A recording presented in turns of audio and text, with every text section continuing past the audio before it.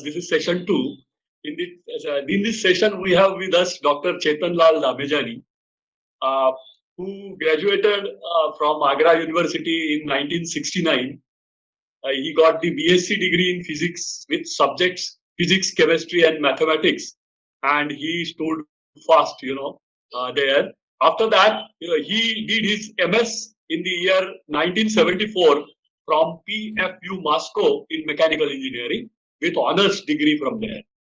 And subsequently, he started his career, and little later he went for doing his PhD at IIT Bombay and completed it in 1988 with specialization in IC engines. Uh, I must, introduce the today's speaker. In terms of his career, he was initially in September 44. He joined Diesel Loco Varanasi as school officer and stayed there for about 7 years. And in June 81, he actually left that and joined as scientist C2C in BRD. I'm sorry. He continued there as a defense engineer at VRD Varanasi, and up to 2005, and he had initial experience of 2 years as school officer at Diesel Loco Varanasi. After that, he joined VRD Vehicle Research and Development Establishment at Ahmednagar, Maharashtra, in the year May 1976. And he was there in various positions since 1976, and subsequently, we can call it as the rising career. And finally, in May 2005, he was promoted to the position of Director of Vehicle Research and Development Establishment. And as director, he worked there for 4 years, and he retired from there in the year 2009. After that, he was engaged in teaching activities for about 1 year. He was teaching some courses at DIAT Pune, the defense-related autonomous institute in Pune, where he was teaching some thermal engineering subjects to army officers. Later on, from 2010 onwards up to 2016, he was working as professor in mechanical engineering and principal of Jai Hind College of Engineering, Pune. And he was actually, approved by University of Pune as head of the institution. To his credit, he has memberships of several professional bodies, like chairman of local center Institution of Engineers India, Calcutta. He is life member of Institute of Automobile Engineering, Chennai. He is fellow of Institution of Engineers, Calcutta. He is member of Society of Automotive Engineers, India, and he is distinguished visiting professor very prestigious, Institute of National Academy of Engineers. After his connections with this, I must actually tell you about his awards and honors. He was DRDO Scientist of the Year 2005 for his work on two-stroke engines, and Technology Spin-off Award he was awarded in the year 2007 for work on bulletproof vehicles. During his tenure at VRD Ahmednagar, VRD Ahmednagar, Maharashtra, he has handled many projects and guided the whole lot of team there, and was involved in developing many projects there, which are defense related, and many they are classified projects. Some of the projects that he handled have been very interesting, and they can be regarded as actually project development innovation case studies. So today, for us, he is going to present one such project, which is titled as turbocharging of automotive diesel engine under retrofit conditions. With this brief introduction, I now request Dr. Dhamejani to take over the session and begin with his presentation. Thank you. Thank you, sir. Thank you for introducing me. Now, as you can see, the title of my presentation is Turbocharging of an Automotive Diesel Engine under Retrofit Conditions. This work is actually done when there was no FEM. So I thought I'll discuss with you, I'll present you case how we were conducting experiments and how we were concluding projects. So once again, honorable faculty and those present in the audience, although I can't see you, I can imagine. And first of all, my thanks to the organizers of VJTI for giving me this opportunity to be here in front of you. I am proud to be here amongst you. Having spent about 34 years in DRDO, I'll be presenting you some R&D work done when we did not have FEM, the theme of this faculty development program. How much experimental work was involved in has been brought out in this presentation. As the topic is about diesel engine, we will talk about its tests for performance. We will talk about its performance with turbocharging. Retrofit word indicates that the engine was not turbocharged by the, and then we have taken up this work.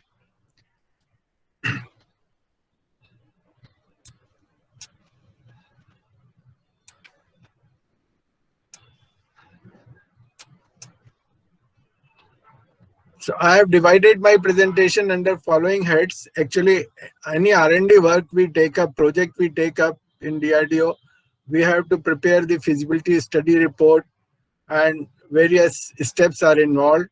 And some of these steps are presented here as to how we will take up the work given the project assigned to us. So this work will cover introduction, theoretical analysis and literature review, planning of experiments and experimental setup, then results, discussions, and conclusions.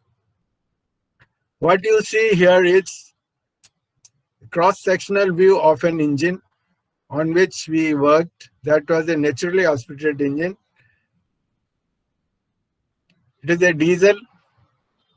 This is the longitudinal section of the engine. This is the cross-sectional view of the engine to show you all the components involved, drawings, etc. It is a diesel 4-stroke inline 6-cylinder engine. Piston has a bowl shape as the combustion chamber. It is a direct injection system for injecting the fuel in the combustion chamber. It has overhead type of valve mechanism, each for cylinder.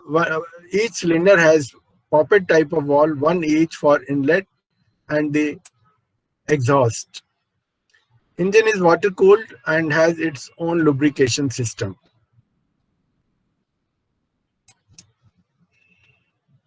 Coming to the specifications of the engine, it is a inline. We call it inline. All the cylinders are in straight in line. Otherwise, other configuration is a V type. So this is inline, and the combustion chamber used here is called M type of combustion chamber. And it has a firing sequence 1, 2, 4, 6, 5, 3. You see the 6 cylinders here, starting from 1. Then after 120-degree, second fires, and subsequently after each 120-degree, firing takes place in the next cylinder as per this sequence. And our work revolves around this. And bore and stroke of the cylinders is 100 millimeter, and piston stroke is 125 millimeter. So once again, it is a longitudinal section.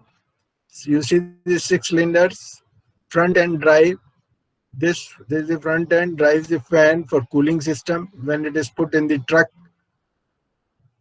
And the rear side is the flywheel side. for mounting the clutch and connecting the gearbox.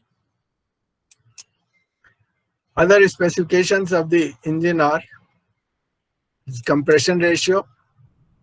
Maximum power is 71 kilowatt at 2500 RPM and rated torque is 335 Newton meter.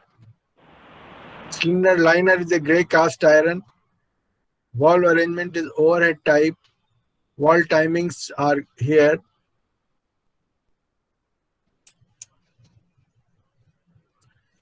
Number and type of bearings: 7 shell type, thin walled, 3 layers. Lubrication oil pressure from 1.2 to 4.5 bars. Number of rings: 3 compression and 1 oil scraper. Connecting rod bearing bush at the small end, thin walled, 3 layers at the big end.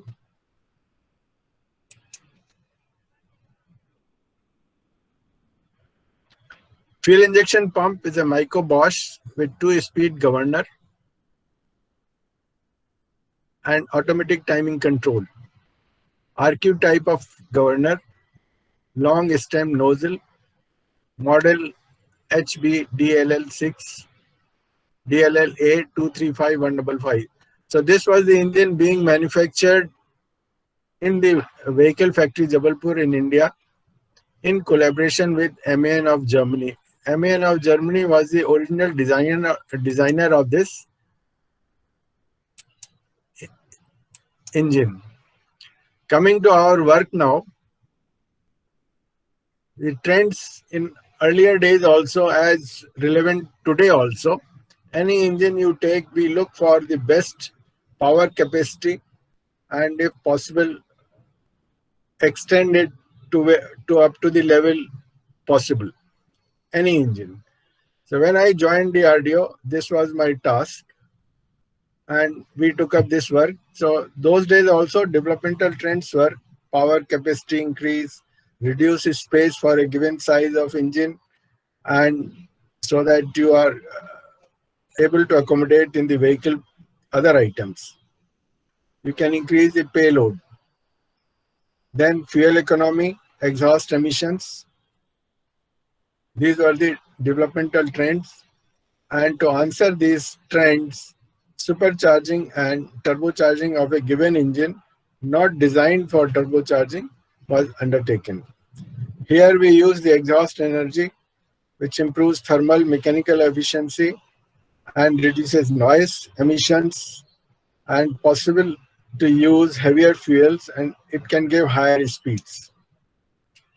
Indian defense vehicles operating at high altitudes, Shaktiman were using this kind of engine, which is vehicle is used for transportation of men and materials with a payload of 3 tons, and demand was that Army wanted this vehicle to be upgraded to 5-ton class of vehicle, and therefore with that objective turbocharging of the engine was undertaken.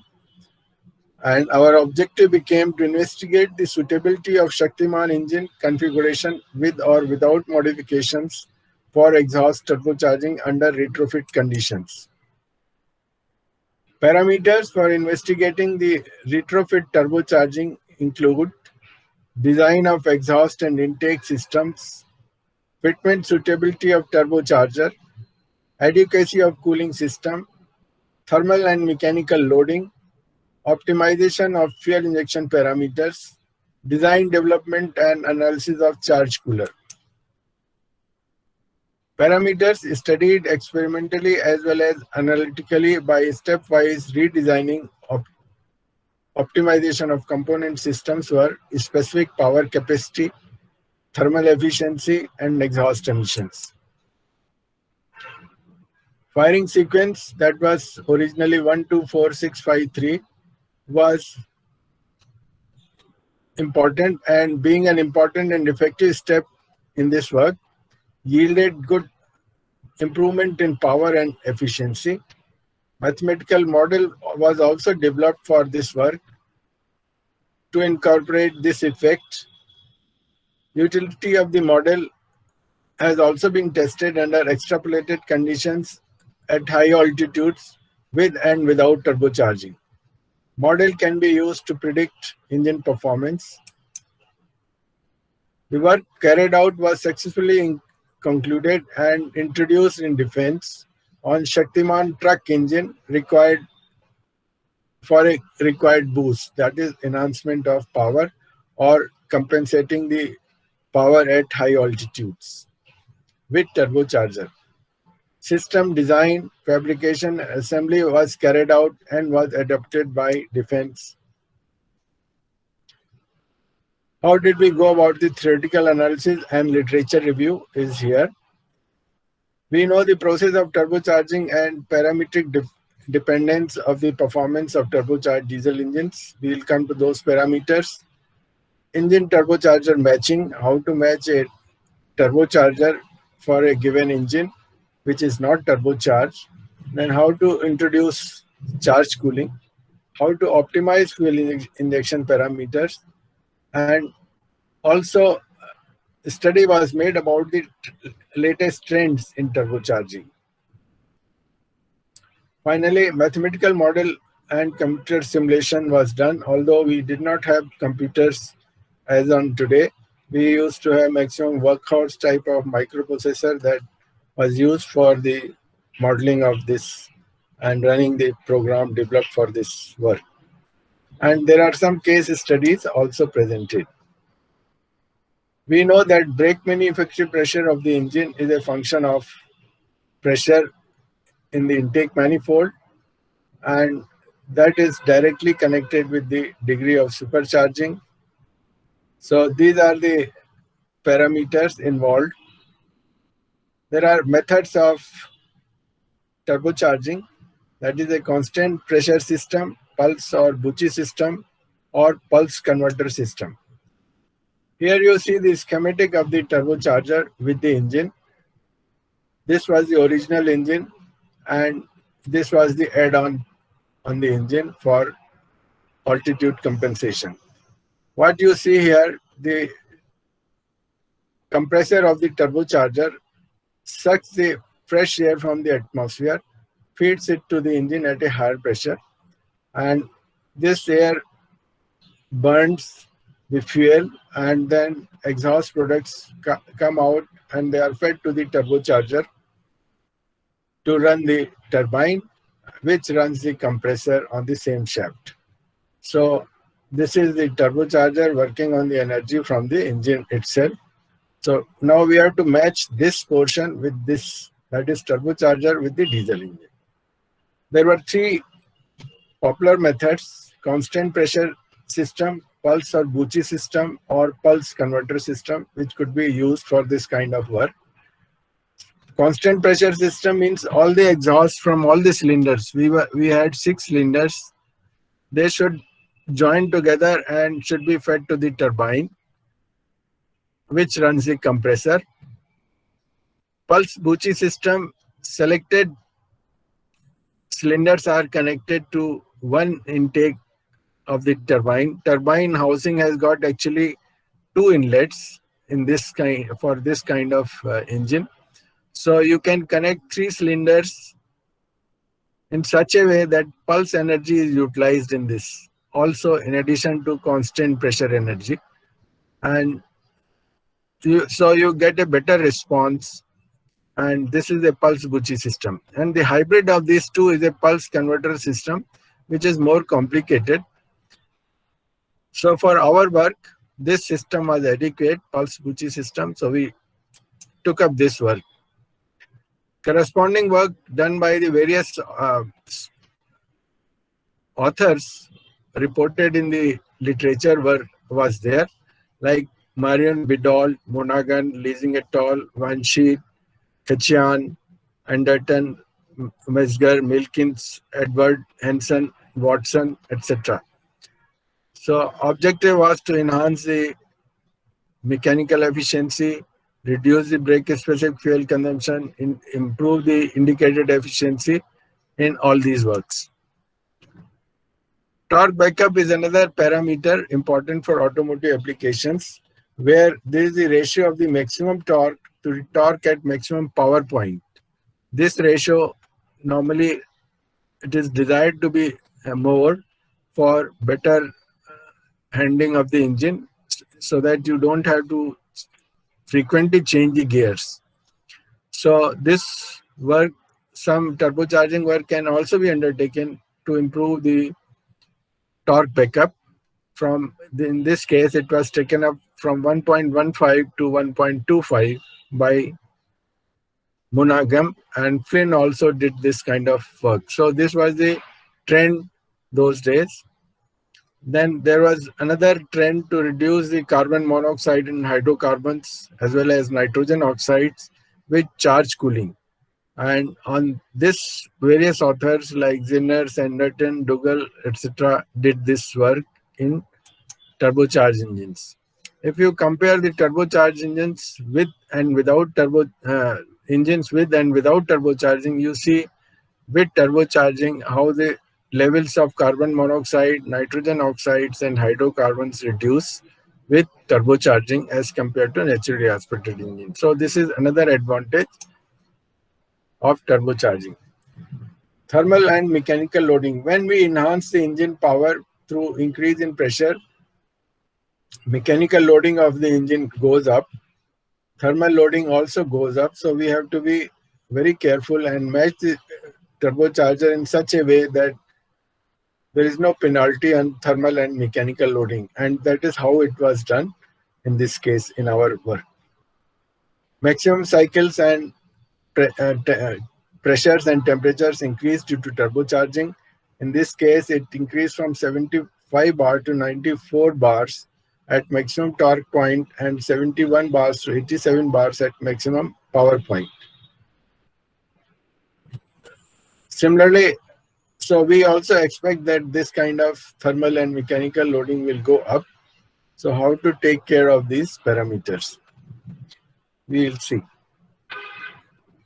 And controlling means for such parameters is compression ratio, increase in air-fuel ratio, pre-cooling of air, and increasing the compressor efficiency. So if we adopt all these, we will be able to control the thermal and mechanical loading of the engine.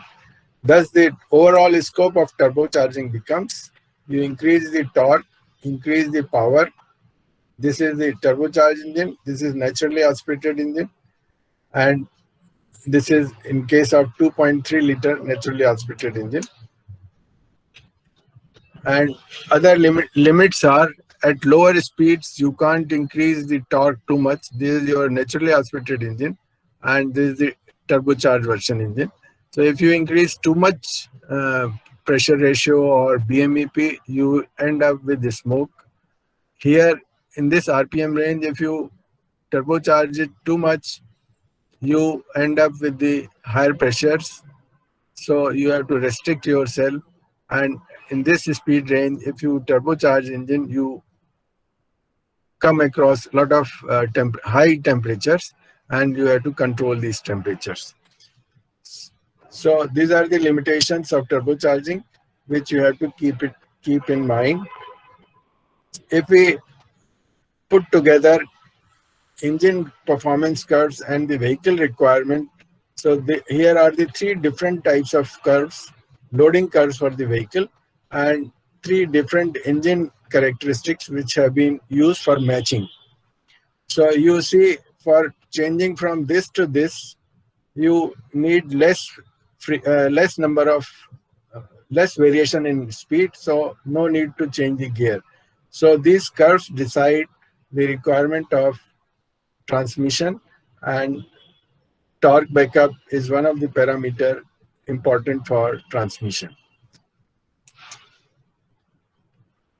So other limitations are, like here it is shown, there is a method also to control the exhaust pressures, and then you bypass some exhaust so that your exhaust boost pressure remains constant.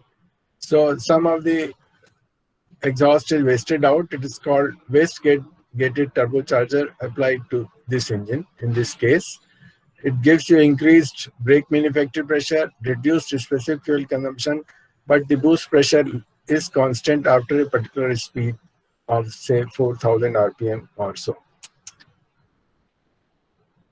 Here are the curve shown to you for the engine air mass flow rate versus boost pressure, how this engine air mass flow rate under various requirements of the engine goes up. So these are all characteristics of engine for airflow at the different conditions of the fuel rack. Means you are changing the fuel and then your air demand goes up for the engine. How to match this kind of characteristic with the compressor map is shown here. Compressor map comprises of the constant speed lines. These are all constant speed lines and then constant efficiency lines. And here in the center, we get the best efficiency of the compressor. So when you match your engine air requirement, your engine line should fall on the maximum efficiency of the compressor. So that is the requirement for best matching of engine with compressor with the engine. So these are the requirements for matching the engine with turbocharger. And advantage of this is if you have your engine turbocharged at sea level conditions and the same engine is taken to high altitude, you don't have to change the fueling. Although your high altitude air density goes up from 1 bar to 0.6 bar at an altitude of 14,000 feet, your engine turbochargers able to compensate for this loss, and then you don't have to change your fueling. Otherwise, in our case, what we were doing was when our vehicle goes to high altitude Leh Ladakh area, we used to calibrate the pump and reduce the fueling so that there is no excessive smoke and unburned fuel going out of the exhaust. So once we turbocharged this vehicle, there was no need for recalibrating the fuel injection pump, and the same could be taken to high altitude without any problem.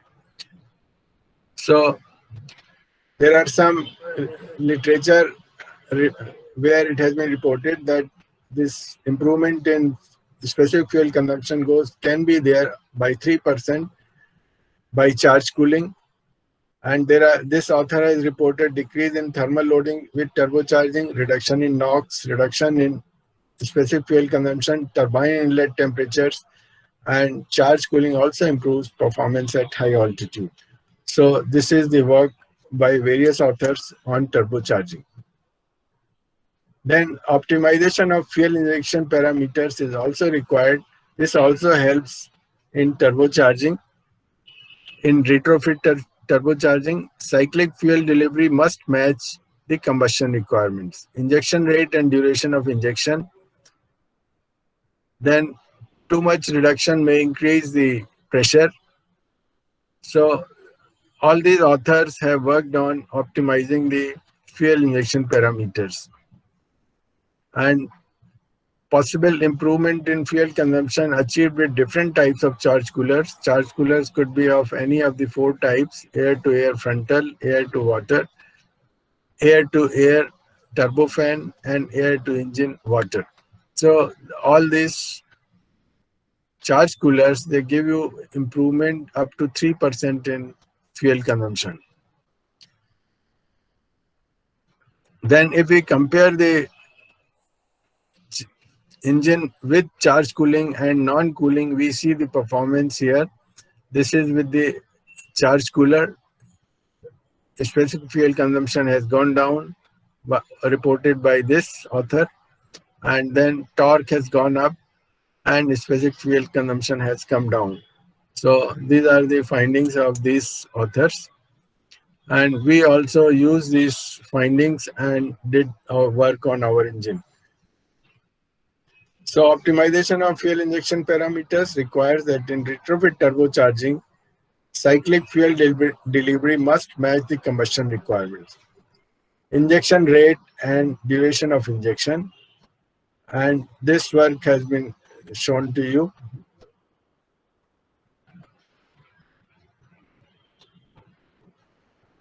Okay.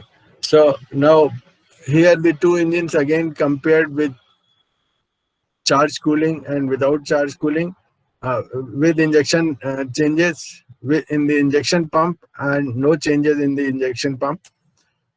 And even calculations have shown matching with the experiments. This is the work of some author.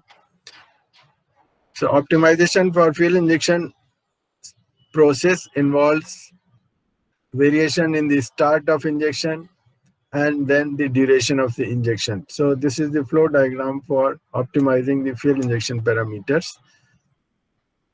And those days, other trends in the turbocharging were single stage turbocharging, then boost at low speed torque, then two-stage turbocharging, then supercharging, also known as pressure wave supercharging. We'll show you that variable area turbocharging, then advantages of each of these. So here you see the Helmholtz or cells system of turbocharging, that is exhaust manifold tuning, where this gives you improvement in power and torque. Here you see the improvement in volumetric efficiency by introducing resonant pipes between intake system and the compressor of turbocharger. This also has been done in this case, and there is an improvement in performance. This is all literature survey. Then there is another method of turbocharging or supercharging called compress or pressure wave supercharging. In this case, there is a rotating drum driven by the engine, and it has got trapezoidal channels on which on one side high pressure exhaust gas goes and comes out as low pressure exhaust gas. On the other side of this drum, low pressure air is inducted from the atmosphere and is supplied to the engine at a higher pressure. So this is known as pressure wave supercharger, and this also gives improvement in performance. And here three different methods of turbocharging have been compared. That is compress or pressure wave supercharging. This is turbocharging with the exhaust gas turbine, and this is your naturally aspirated engine. So you can choose the method out of these for your particular turbocharging process. This is the spread of the trapezoidal drum.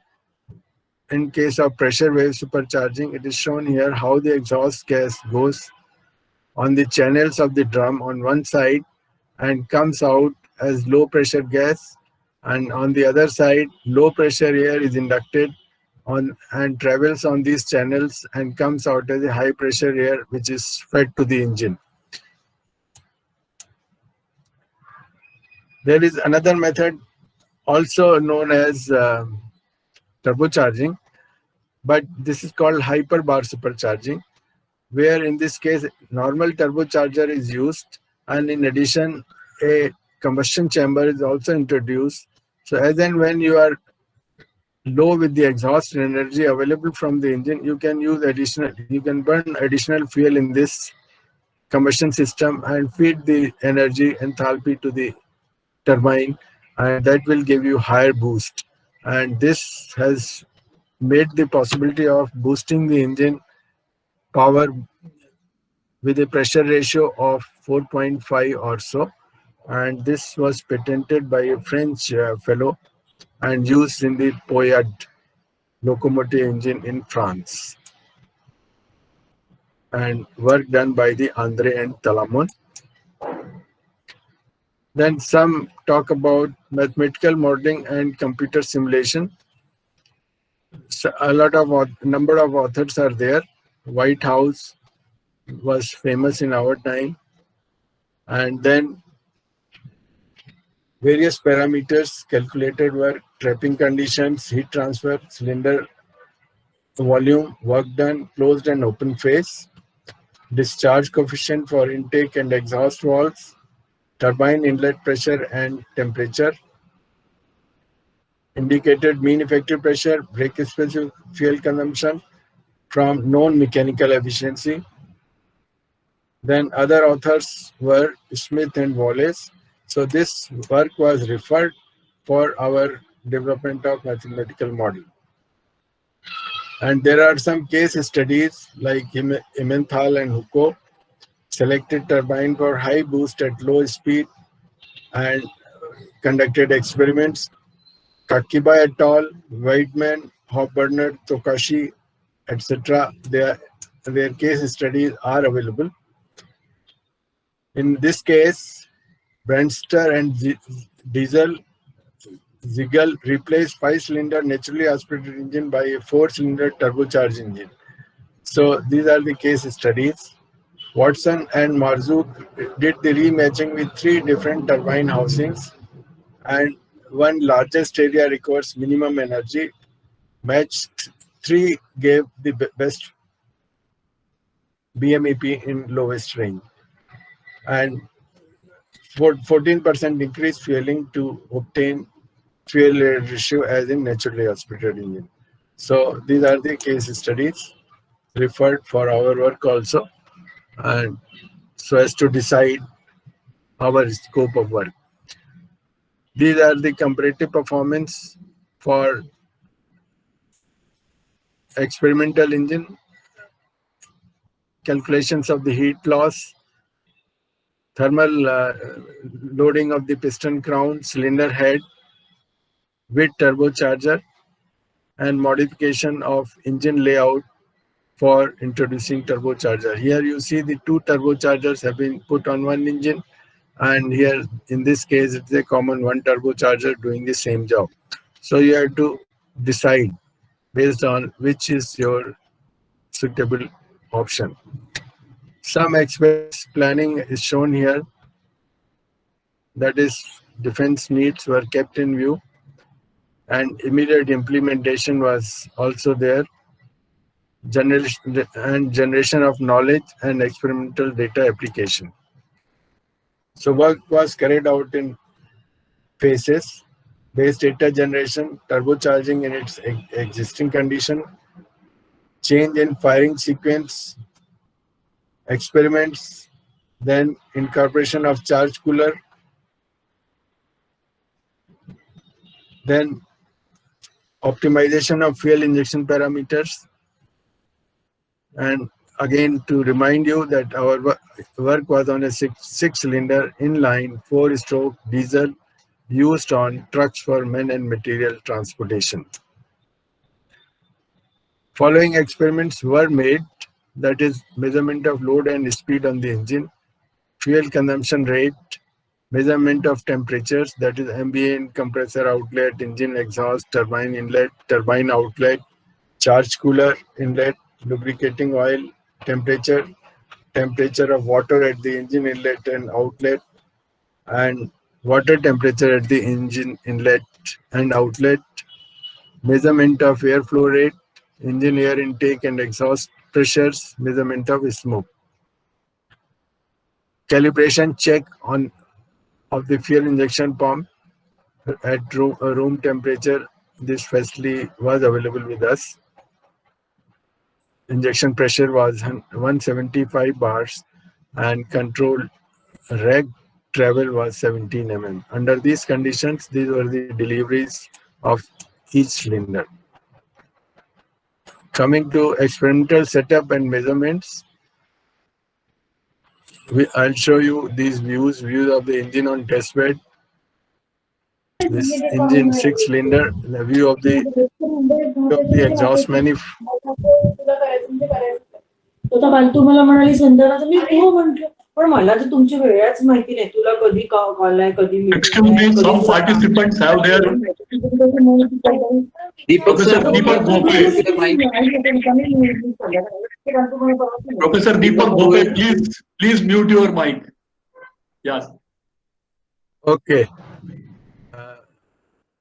Now I'll show you the view of the engine on test bed, view of the exhaust manifold on engine, view of the intake side of the manifold, and view of the measurement of temperatures, pressures, etc. This is what you see, the 6-cylinder inline engine removed and being for study purpose and experimental work. This is on the dynamometer test setup, that engine. And this was the design of the exhaust manifold for the firing sequence 124653.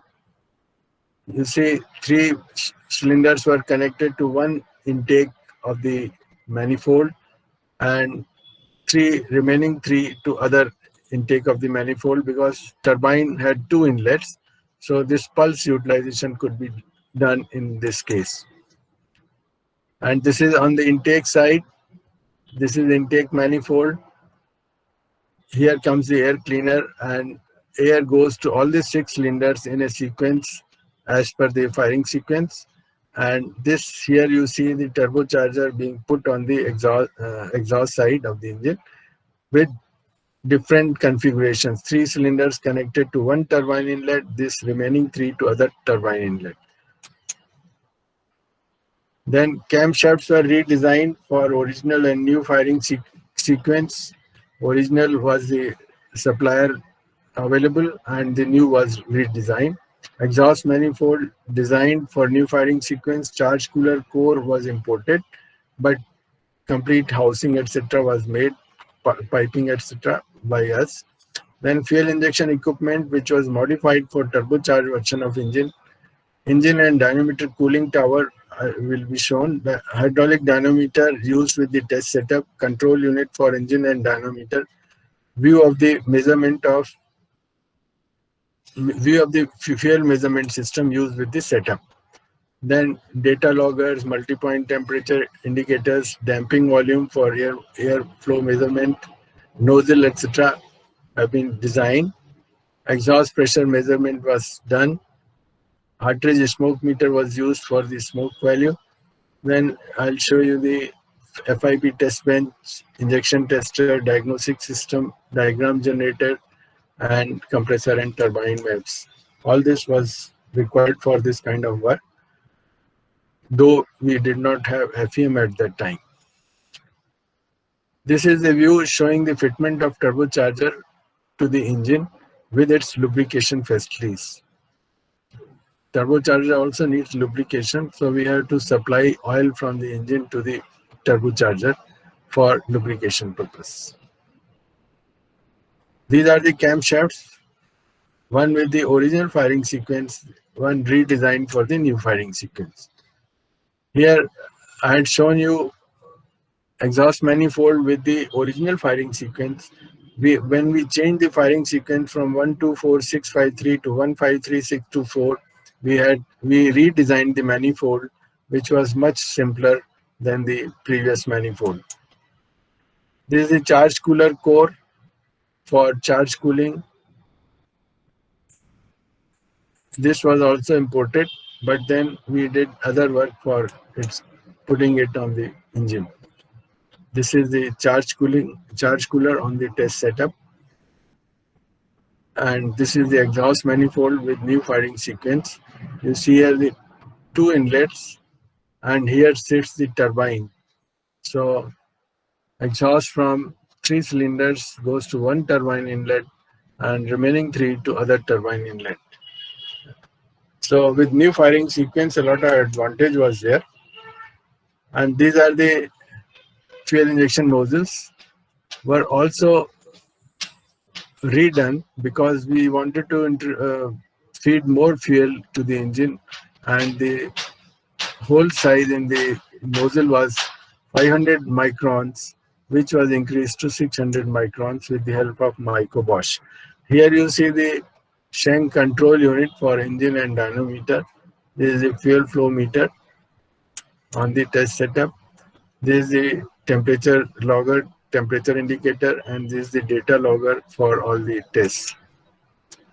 This is the nozzle for the air mass flow measurement, and this is the damping volume as to damp the pulses of the air for measurement of airflow. So this is the exhaust pressure measurement. This is the exhaust manifold. Here we have temperature sensors and pressure sensors, and this is the smoke meter. Cartridge, this is the principle of working, NOx, hydrocarbons, This is a schematic of the Hartree smoke meter. This various analyzers on the exhaust side, this chemiluminescence nitrogen oxide analyzer, all fitted in one trolley, will be shown to you. This is the trolley where we can put all the analyzers here and take the measurements. This is a fuel injection pump test bench with injection tester. This is the P theta diagram generator, and this is the injection analyzer. We needed turbocharger to match with the engine, so we got the compressor maps and turbine maps from the turbo suppliers for selecting the compressor and turbine. So this is the compressor map, and you see after selection only we could see that our engine line sits in the highest efficiency range of the compressor, and this compressor was selected. Similarly, for turbine, we have different housings, 4 turbine housings. This is the housing which decides the swallowing capacity of the turbine, and this is the engine requirement. So based on this matching of engine requirement and swallowing capacity available with the turbine, we could select this A/R ratio. These turbine housings are selected with this ratio. So that was 8.84. Experiments were conducted.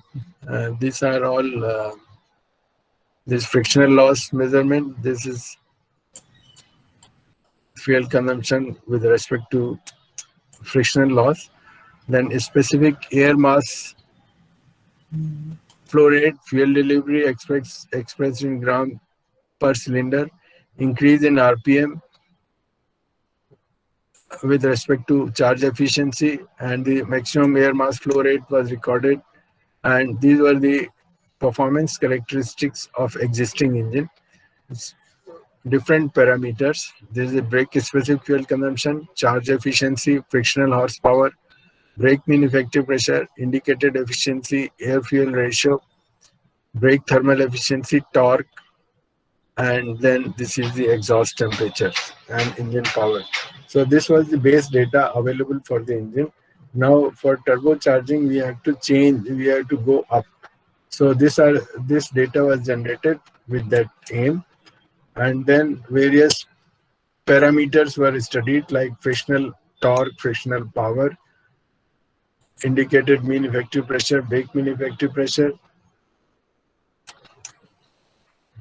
then cyclic fuel delivery expressed in grams per cycle per cylinder, and this was required for turbocharging as to how much fueling should be increased to get the desired power. Our objective was about 40%. So with that, we had to do the changes to the fuel consumption. BSFC got reduced with the increase in speed from 1300 RPM to 1500 RPM. And these are the nature of the curves, which are self-explanatory, that is charge efficiency, specific air mass flow rate, etc. Air fuel ratio and exhaust temperature curves are there. Then maximum power of the engine was 71 kilowatt and the exhaust temperature being 830 degree Kelvin. Then maximum torque was 335 Newton meter at 1500 RPM. And power at this point was 52.7 kilowatt and with the exhaust temperature of 755 K. So this was the all basic data. Now with this basic data, engine was turbocharged, pressure ratio obtained was 1.63 and the power boost was only 30%. Our objective was at least 40%. The exhaust temperature also increased at 2500 RPM. Exhaust temperature increase means thermal loading has gone up. So we examined the case and we found the analysis of the indicated that we should change the firing sequence and then go for turbocharging. So these were the reference parameters for cyclic fuel delivery rate, brake specific fuel consumption, all reference parameters. Then variations of efficiencies with change of speed under naturally aspirated condition existing engine with new firing sequence. Now comparative performance of the engine under naturally aspirated conditions with original and new firing sequence. Original was 124,653 and it was changed to 153,624, and we could see that at rated point we got the increase in the air mass flow rate, although it was not much. At peak torque point also air mass inducted was more, and lowest RPM also increase was there. So this increase is due to change in flow dynamics of the intake and exhaust processes, which contributes towards improvement in charge efficiency by 2.2% at 2500 RPM. Then exhaust temperatures recorded were lower with the change firing sequence. Exhaust temperature was reduced from 830 degree K to 810 degree K at 2500 RPM due to increased air-fuel ratio from 24.8 to 25.4. So this is the comparative performance of the engine under naturally aspirated conditions in two firing sequences. Same engine with original firing sequence of 124,653, change the firing sequence to 153,624. And we could get the improvement in various parameters. Power increased from 71 to 73 kilowatt, although not much, but it was good for our requirement. Brake specific fuel consumption increased from 220 to 217 at 1500 RPM. We know lower BSFC is good for us. Then 243 to 237 grams per kilowatt hour at 2500 RPM, and from 230 to 227 grams per kilowatt hour at 1300. This was all based upon these results. It was concluded that new firing sequence definitely offers better performance in terms of power capacity as well as thermal efficiencies, not any claims about the magnitude of improvement. Now coming to performance of turbocharged engines under two firing sequences. As already noted, change of firing sequence has helped in considerably simplifying the exhaust manifold. The degree of supercharging from 1.63 to 1.8 due to improved exhaust energy utilization. Air mass flow rate is a function of speed and degree of supercharging and pressure differential between the intake and exhaust manifold during the valve overlap period. So this is the comparative performance of turbocharged engine under two firing sequences. All pressure ratios, exhaust temperatures, brake specific fuel consumption, power, torque, etc. Then this is the power and torque values comparison at different speeds. Power increased from 73 to 101.5 kilowatt at 2500 RPM, and based on these results, we could conclude that turbocharged engine characteristics match quite well over the complete operating range. Paper matching on the basis of two characteristics has proved to be better under new firing sequence. BSFC improved from 250 to 210 at 1500 RPM and 263 to 231 at 2500 RPM due to increase in power. Similarly, improvement was there in the air-fuel ratio, exhaust temperature. Exhaust temperature reduction means our thermal loading was reduced even though we had increased the power, and this engine could withstand the thermal loading for the turbocharged engine. Further, charge cooler was added for the same fueling, and it showed that the air temperature could be brought down from 398 to 361 K. Minimum brake specific fuel consumption from 210 to 206 at 1500 RPM. This is the maximum torque point, this is the maximum power point, and the lowest RPM point of the engine. So there was improvement on all in the brake specific fuel consumption, torque, and therefore torque backup has also reduced from 1.23 in naturally aspirated to 1.18 with turbocharger. Therefore, transmission system changes were required. Power increased from with new charge cooler from 101.5, that is about 2.5%. Thus, the two effects of charge cooler were reduction in exhaust temperatures, reducing the input to the turbine and hence to the compressor, and increase in air supply, which results in increase in air mass flow rate through the system, thus increasing the input to the turbine and therefore input to the compressor. Overall effect is the sum of these two contradictory influences, and second effect is predominant in some cases. So this is the comparative performance. And coming to the summary of the results,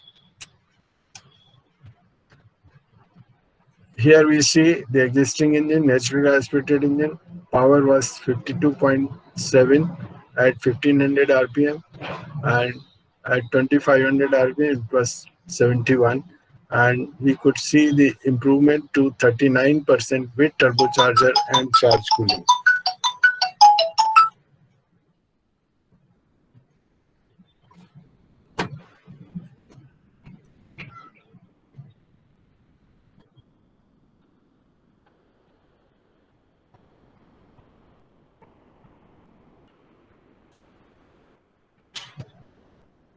So there was improvement of about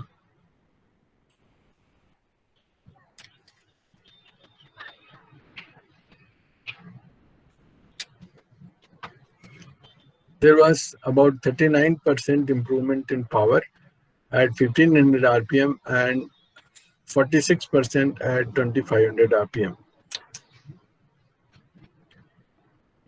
For redesigning the fuel injection parameters, we noted that earlier it was duration of injection, fuel injection was 28 degree of crank angle in naturally aspirated engine, and in turbocharged it was 30 degree of crank angle. So all these changes were done to the fuel injection system to get the comparative performance and to get the power boost of 40% at 2500 RPM, and this was the mass flow rate of fuel, that is 6.5 grams per second at 2500 RPM. So these are other observations. Comparative performance. So the maximum scope of turbocharging which was possible, although our requirement was only 40% boost, but we could go up to 50% boost. With new fuel injection pump, power was more, brake specific fuel consumption was lower, although the exhaust temperatures are of the lower orders, that is 816 degree K with new fuel injection equivalent, which is lower than the naturally aspirated engine. So thermal loading has been contained as in the naturally aspirated engine. So similar performance was also done with 30% boost, and the overall summary of the results is here. Power has increased from 71 to 103 with turbocharge and charge cooler and changes made in the fuel injection system, and maximum torque point also corresponding increase was there. Emission results are also were encouraging, and the analysis was done how the intake process helps under different firing sequence, how the more air is inducted in the change firing sequence from 153.624 to 124.653. Here on the same branch, there are two cylinders simultaneously taking the air from the one intake, Whereas with new firing sequence, that was avoided by, if one cylinder on this branch is sucking the air, second will be from this branch. At 120 degree of crank angle each, this air is inducted by the cylinder. So this phase difference with new firing sequence helped us in improving the air mass inducted by the engine.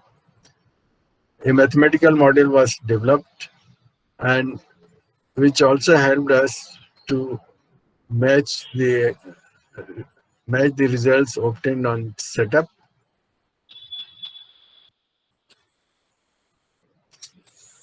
This model calculates the engine cycle for evaluation of its performance, that is efficiency, power under naturally aspirated as well as turbocharged conditions, input data, output data, heat release, closed and open phase.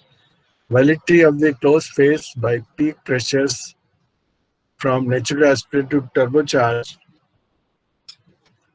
40% boost with those experimentally recorded at 2500 RPM. So these were the all experimental verifications through this mathematical model.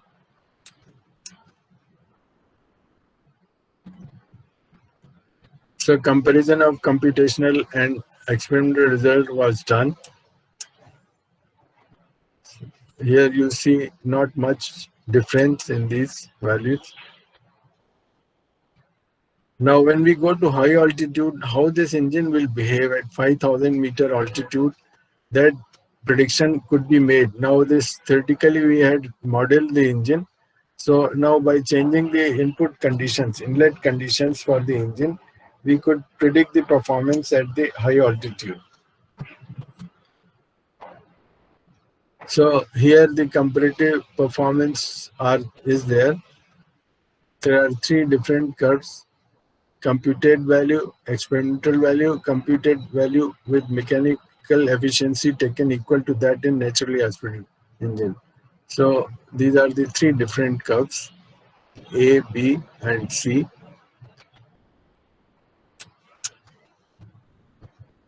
Here we see how this turbocharged engine, when it goes to altitude, how this power gets compensated.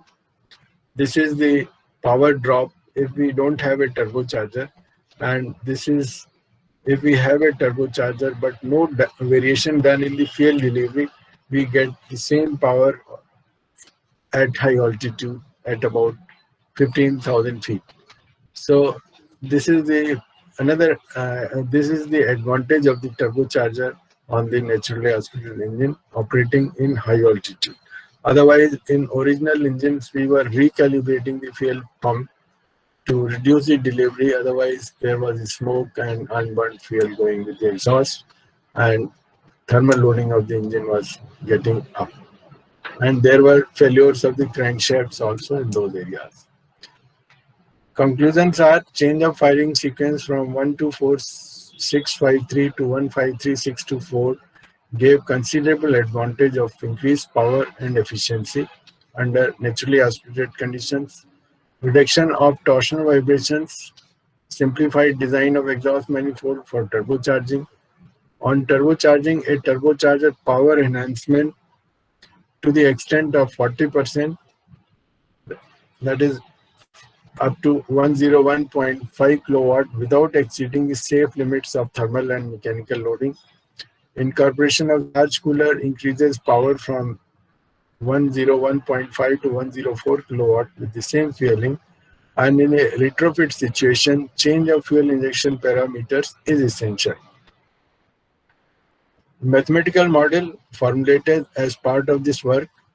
Validation of this model has been carried out using data generalized in experimental work. Validated model has been used for engine performance prediction at high altitude. Change of firing sequence endorsed by the collaborator. As I said, this engine was manufactured by Vehicle Factory Jabalpur in collaboration with MAN of Germany. So the results were sent to MAN of Germany showing the two different firing sequences, and they endorsed our work and appreciated the work done by DRDO and Vehicle Factory Jabalpur in changing the firing sequence and achieving the results. So how to change what all was required to be done for changing the firing sequence is shown in this. Holder table was made and a study was made on torsion vibrations, and then only this was introduced. Then for matching of turbocharger, there is a flow diagram for matching calculations. We do all the calculations. If anyone is interested, I can share this whole information. This is how we do the matching calculation with turbocharger at maximum torque point and maximum power point. Charge cooler design computations are also there. Various methods employed for selecting the charge cooler. Then there is the schematic of the turbocharged engine with charge cooler. These are all computations, and this is how the mathematical model was developed for simulating the Shaktiman engine. It comprised of the closed phase, where this objective was to predict the performance under two firing sequences, validation of results for high altitude. So closed phase consisted of heat release pattern assumed, delay period calculation, heat transfer, change in internal energy calculation, etc. And the open phase comprised of the mass flow through the intake and exhaust valves, pressure and then temperature calculations at 2 degrees of crank angle, summing up for brake power and torque, turbocharger parameters, and gave us the energy in the exhaust, mean exhaust manifold pressure and temperature. Compressor pressure is obtained by equating the energy in turbine.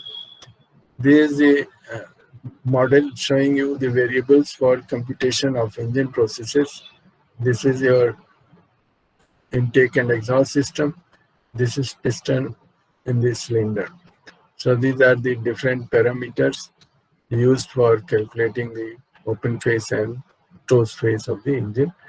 This is the heat release pattern when we are injecting the fuel in a particular degree of crank angle. This is a fuel rising period and falling period. And this is the crankshaft geometry. Bosch helped us in giving the modified injection system with nozzles varying from 500 micron hole to 600 microns. And this is how the fuel injection system helped us in reducing the delivery period from 38 degree to 28 degree. Measurement of duration of injection. This is a flow diagram for the mathematical model. Available, if anybody is interested, I can share with. Then finally we did the error analysis for each parameter. For the present investigation, the following observations were made with the respective instruments shown below. For load, hydraulic dynamometer, fuel flow measurement, pipette, temperature indicator, chrome aluminum thermocouple and digital indicator, airflow nozzle and vertical U-tube manometer, suction pressure and exhaust pressure. Used were U-tube water manometer. Then supercharged air pressure, U-tube mercury manometer, speed, smoke density, NOx, hydrocarbons, etc. And the error analysis indicated that power variation could be error in the power measurement was 0.534%. And in other parameters also it did not exceed 0.75%. Brake specific fuel consumption plus minus 0.1%.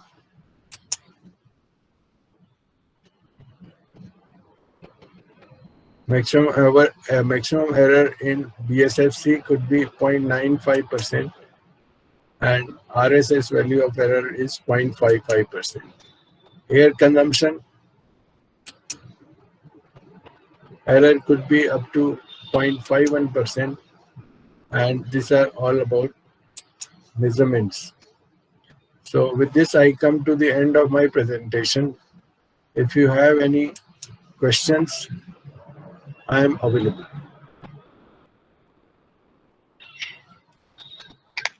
Dear participants, if you have any questions, you can ask Professor Damajani the questions. It is 12:41 now. We have some time in which some questions can be discussed with him for sure.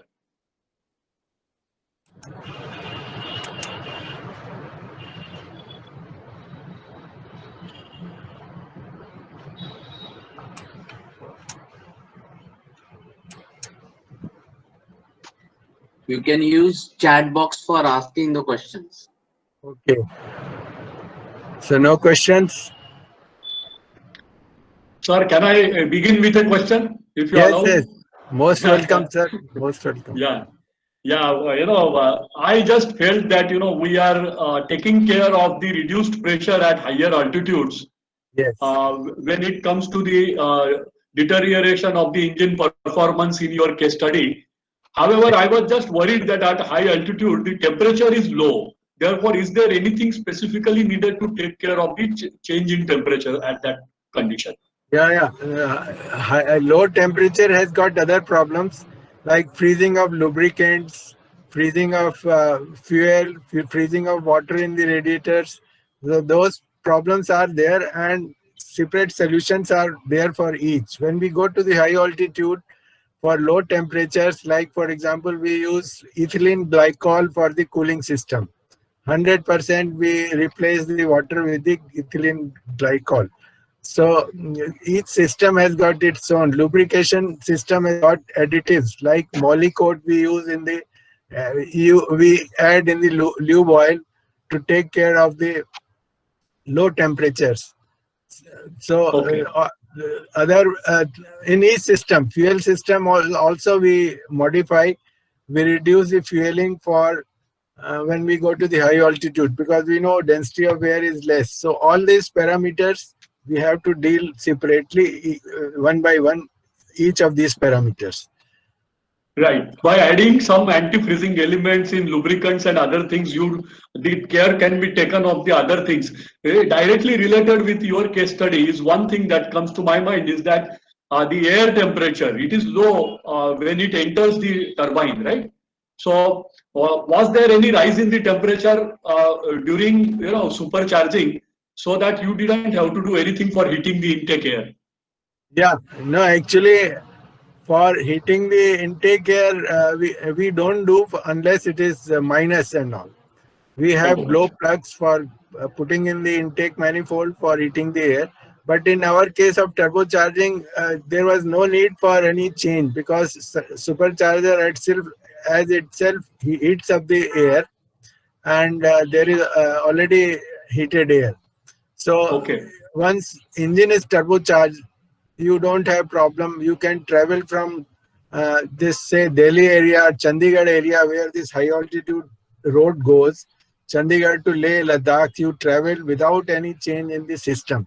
Otherwise, in earlier cases, in case of petrol vehicles, we used to we had workshops at different places to remove the engine carburetor and change the jet size.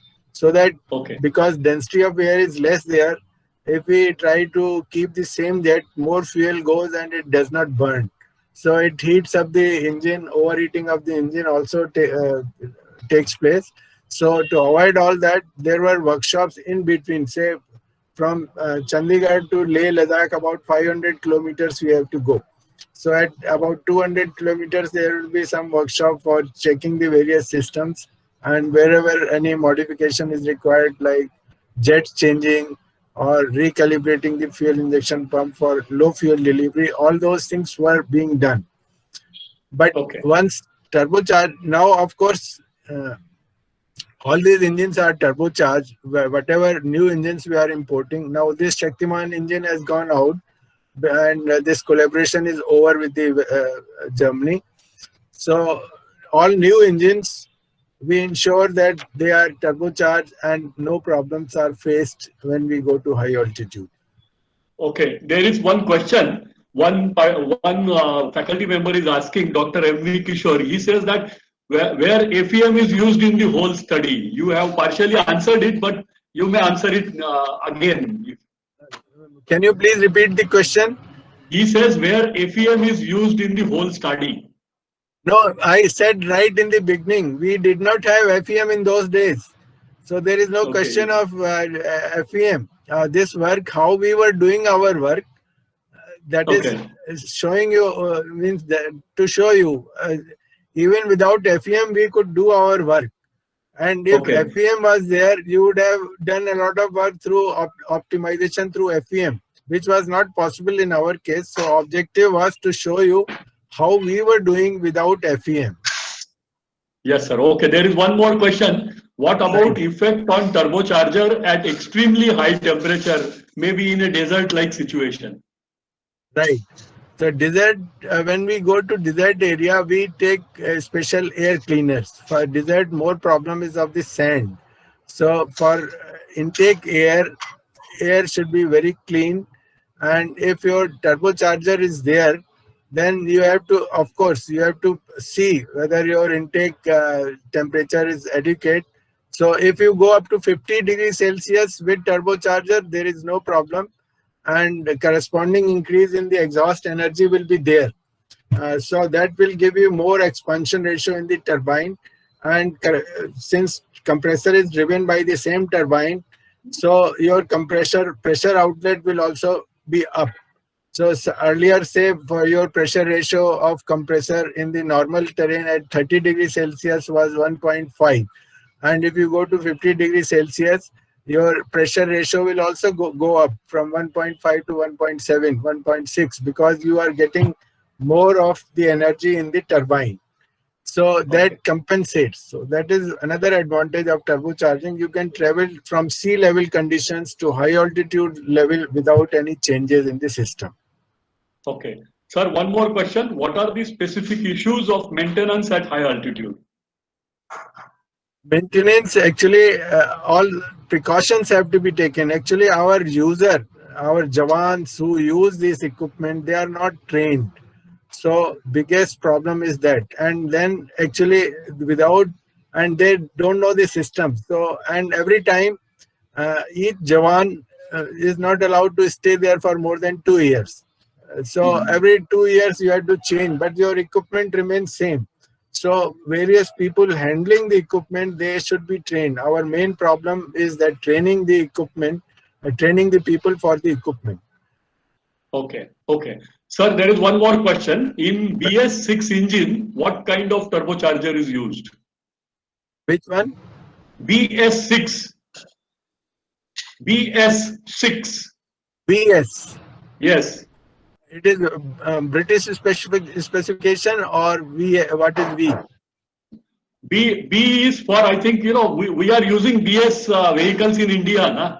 Maybe he is asking about. BS6 is the norm, emission norm. Are you talking about that?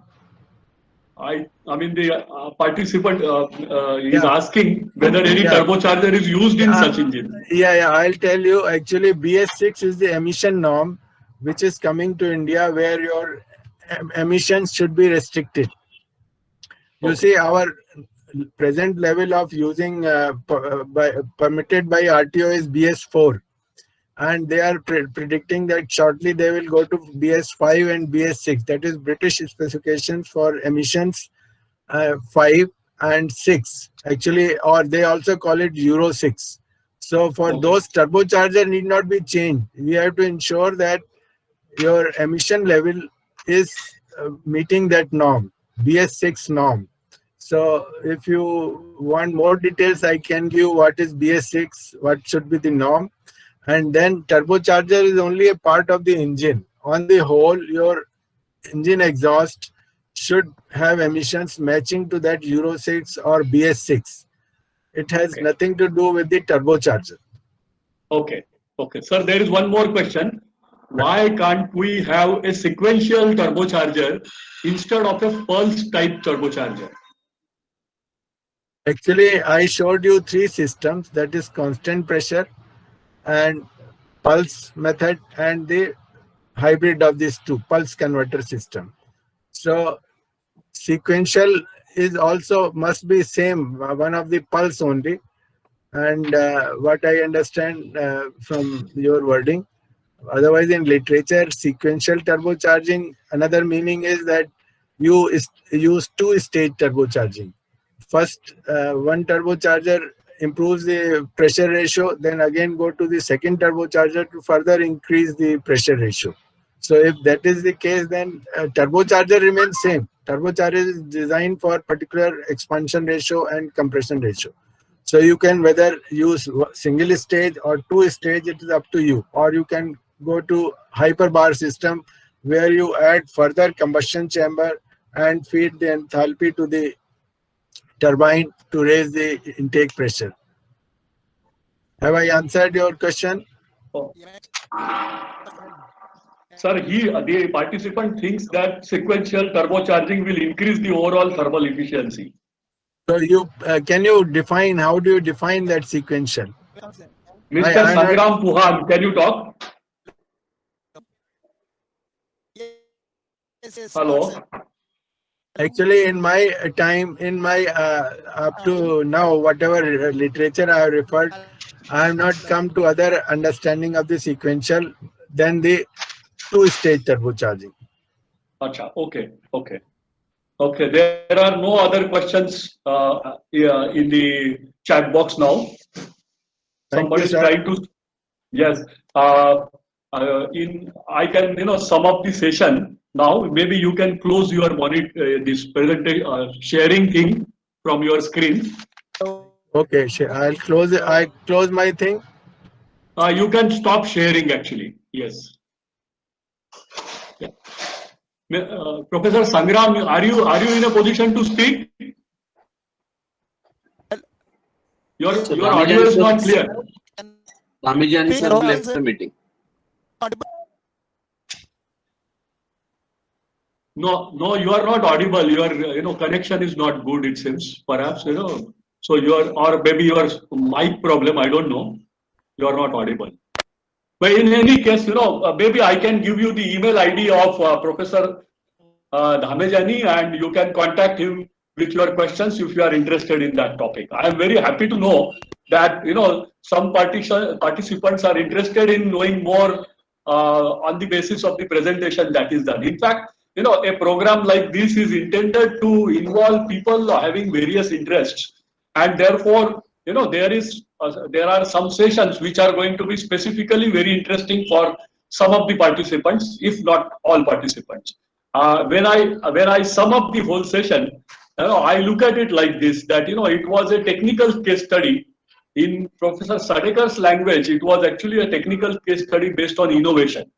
Therefore, they showed us how the problem of deterioration in the engine performance was actually solved by carrying out a systematic research. And you can imagine how much time and energy and manpower would have gone in carrying out a research of that type. You see that Dr. Dhamejani mentioned that this type of work which they carried out, there was no finite element analysis involved.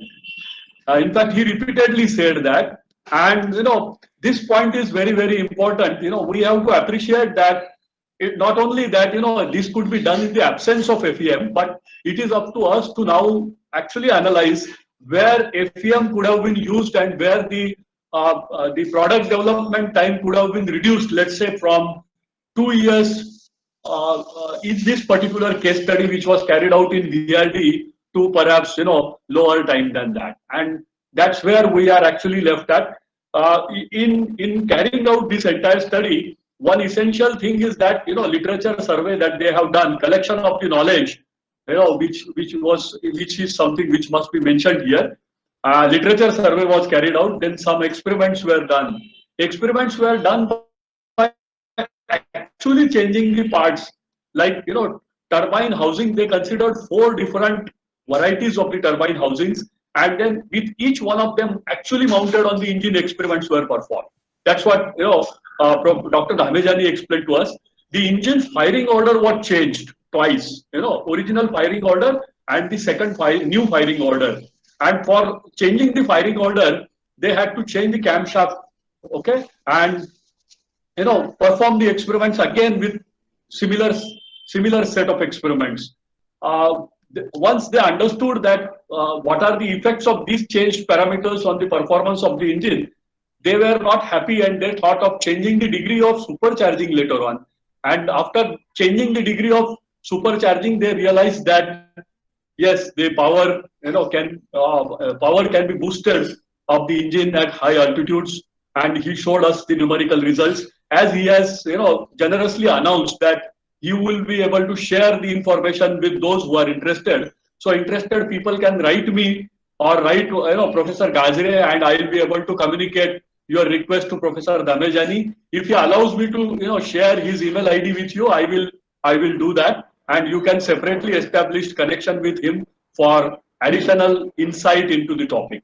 So this technical piece of work that he showed to us, although it belonged to an older time where limited resources were available, it was a good insight to how to, in respect of how to carry out research work and how a small objective can lead to great volume of investigations in several directions, and how finally success can be achieved in meeting our targets. So after this exhaustive study, one must understand that there are 2 important things that have been done by the team of scientists there. The first important thing is they tried to validate the result, which is very important part of research.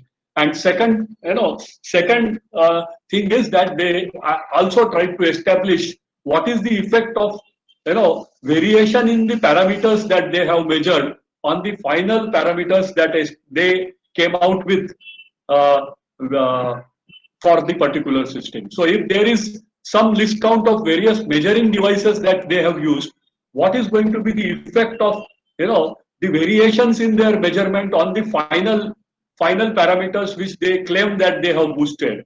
Okay, so that they have done by carrying out what is called the error analysis, which he explained to us. So I am sure for aspiring researchers, all teachers must be researchers, I know, and for aspiring newly joined teachers who have newly joined their careers, this session must have been a good insight to how research can be carried out, how literature survey can be carried out, and how volumes of work can be done for achieving a single objective. Okay, so with this closure on Professor Dhamejani's lecture, I thank him on behalf of AICTE, on behalf of my institute, and on our own behalf for his valuable time and insight to this problem. The next session is going to start at 2:30 after the lunch break. So I request all the participants to join back the third and the last session of the day at 2:30 p.m. Okay, so see you again after 1.5 hours. Thank you very much.